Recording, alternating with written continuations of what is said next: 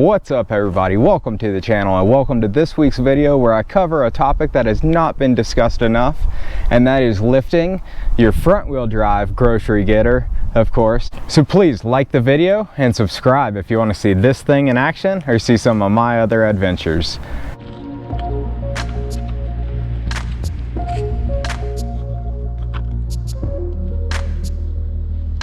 So, with all that said, let's go ahead and talk about that rear suspension.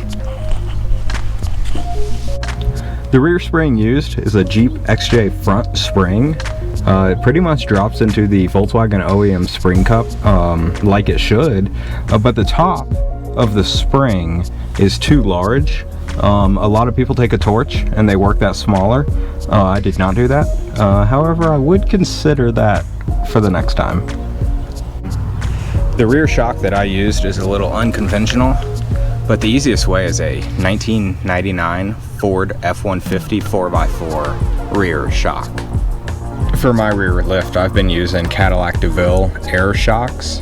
I run them at 40 to 50 psi. The install's pretty unconventional, but it's been working well for tens of thousands of miles. And in fact, I documented that I installed this on October 31st, 2018. And it cost me $101.03 for all the parts. And I thought that was quite the bargain. So now let's talk about what parts you'll need for a proper lift on a Mark IV Volkswagen.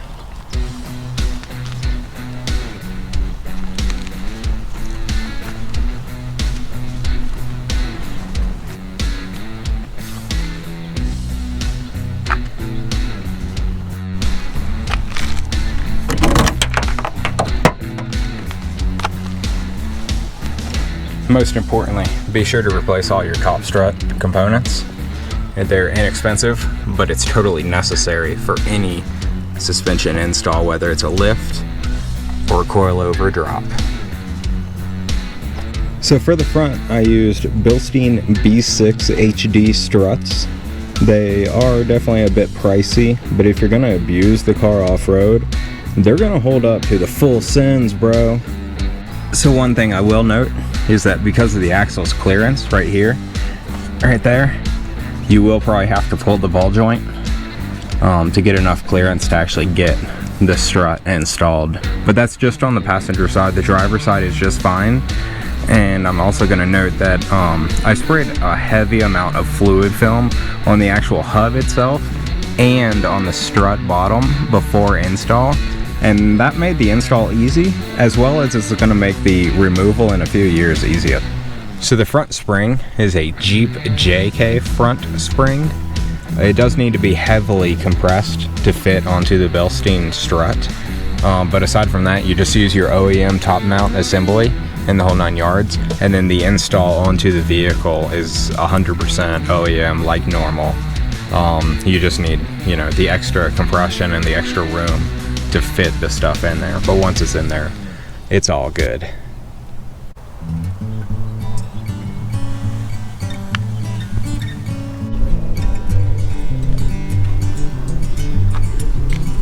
So as far as tires go, you can run a 205 75/15 on the OEM steel rims without any clearance issues whatsoever, but bumping up to the 28-inch all-terrain being the 215 75/15, they run into front strut issues. You'll need about a 1/2 inch to a 3/4 inch spacer to clear that. And then going into a 29 or 30-inch all-terrain, I'm not sure what sorts of issues you'll run into. So you'll have to venture that or research that on your own. Thanks everyone for tuning into this video. Be sure to hit the like button down below if some of this was informative. And don't be afraid to comment if there's anything I left out that you need to know for your install. And subscribe to follow along with some of my adventures, and you'll see some adventures of Leah, my Mark IV Golf. And y'all have a safe work week, and we'll see you Tuesday with another adventure.